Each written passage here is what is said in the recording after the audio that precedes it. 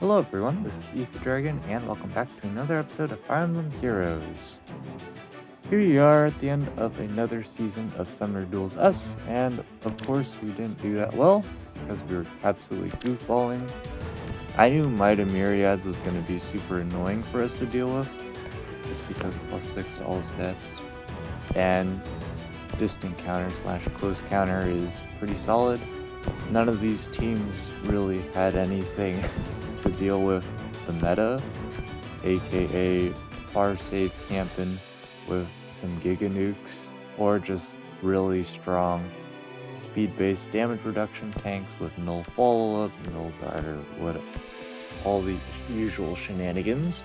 So naturally, things probably don't go well when you face better players. Well, here we start off the season facing a not as high tier player, but that doesn't really mean anything in the aspect of the game, because who knows, it might be a new person tryharding duels. So, but given the team, probably not. Here we kind of goof our initial aggression, because the whole point was to actually have Pathfinder with either Legendary Crom or Legendary Alm having free movement, but basically we get to greed here since they have a bunch of their units hit end turn in front of us. We're actually free to wait essentially. So after they burn the dance there, we can pick up that kill on Atri, and even they pop their duo skill here, but we can just take them out with Legendary Alm. So Brave Female Byleth actually has a favorable matchup against these two, just because Divine Pulse with attack speed unity here also helping out. So the only issue for them would be the fact that they're down units. So for example, they take out one of our ranged units, we would probably just take out their dancer, to be honest. And then essentially we can just melee Brave Female Byleth and Regan to death. We don't have to be concerned about the fact she has speed preempt. Fortunately for us too, Legendary Lil Nose bonus, so we didn't need to do something weird with our actual team comp. I decided to just plop Ascended Florina in our squad just to see how her mobility plays out. It's perfectly fine on this map. It's pretty fun, the things you can do. It's just that we can't really take advantage of it because our units are terrible. And so we ran our daily damage calcs here, and they just end up surrendering because their Crom can't actually one-shot our Crom, because he doesn't even have low attack defense here or something. He has no follow-up, and we have our low attack defense and of course rank booster. So this Crom is doing incredibly low amounts of damage, not even close to one-shotting, so that's just a misplay by them.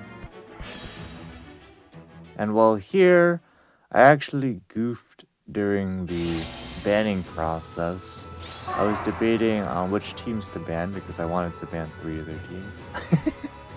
So I should have, for some reason, I decided to ban their Brave Hector team, even though because I forgot that Legendary Alm actually has a reasonable matchup against Brave Hector. I have no idea why I forgot that. He does not have a favorable matchup against Ascended Felon. Neither does Legendary Crom. He pretty much needs Deadeye up to take her out, and that's not going to happen. So here I just decided to take out their Duo Corn.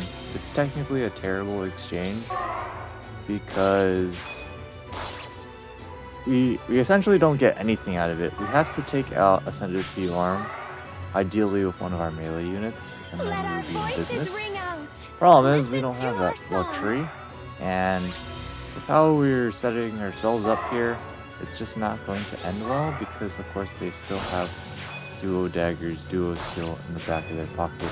I decided to go for this exchange to get their Duo Dagger for us. I kind of forgot that there was this thing called Even Pulse Ties, so we don't even have Deadeye up here, which is GG.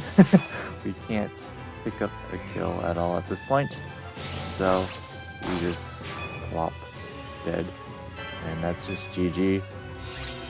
Bit of an oversight, but this is honestly a theoretical loss for us because we cannot do anything against their Ascended Bjorn without Deadeye up, or them allowing us to casually melee her, which is not going to happen if the opponent plays decently.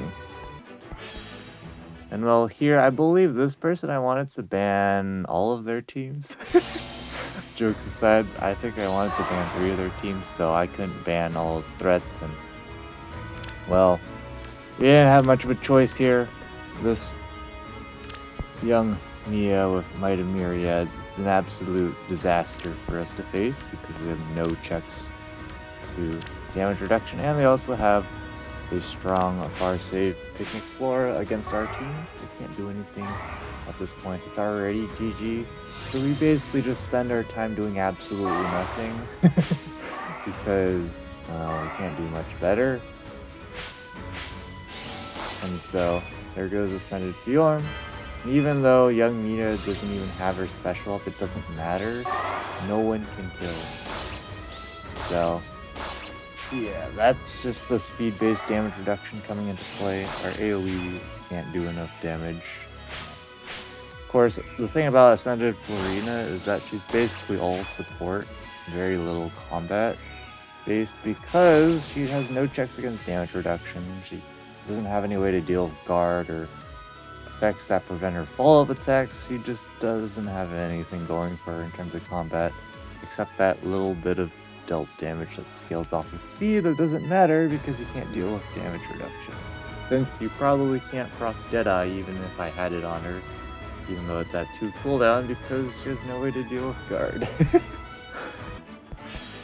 And the thing is, even if she had guard, her attack isn't even that high, so Deadeye doesn't even do that much. It's a whole bag of marbles that we can't deal with. And speaking of we can't deal with, this opponent, pretty much we wanted to ban all 4 of their teams, so no chance of winning here either. Our win condition is to somehow take out Brave Hector, and obviously literally no one on our team can beat Brave Hector, even Ascended Bjorn. So it's already GG turn 1, unless they just put all of their units outside of range of Brave Hector and just feed them one by one to us, which is of course not going to happen. And funny enough here, Ascended Florina can barely take out Legendary Sheeta in a lot of instances too, so it's not great. As you can see though, it's becoming more and more popular to run Pulse Tie, it seems, and it is definitely a super solid skill in duels because those pre-charged specials are definitely an annoyance, to say the least. And now we just do whatever the heck we feel like because it doesn't matter. We can't pick up any more kills at this point unless our opponent is gracious enough to give us one. And of course I believe they're all pretty much maxed out. I don't know if I showed mergers, but it's just, I believe everyone was +10 except for the Azura here. And well, once again we get super up-tiered in a match against one of the folks trying to max out. I believe we wanted to again ban all 4 of their teams, so it was an auto loss the moment I saw their teams. I was like, yeah, we can't deal with any of their far save units and their units with super heavy defense or speed-based damage reduction. I believe they also had Brave Dimitri, and I was like, literally none of our teams can handle Brave Dimitri just by himself.